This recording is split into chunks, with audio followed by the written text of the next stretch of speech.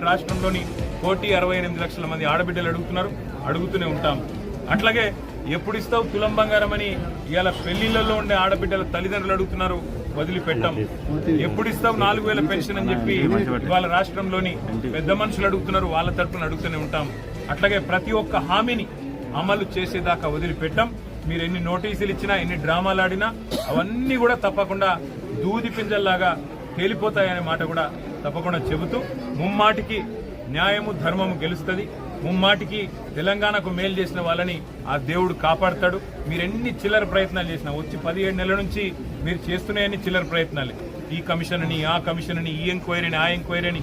అందుకే నేను చెప్పేది, ఈ 3D మంత్రం ఎక్కువ రోజులు నడవద్దు. డిసెప్షన్, డిస్ట్రాక్షన్ అనే మీ ఆలోచన ఏదైతుందో ఎక్కువ రోజులు నడవదు.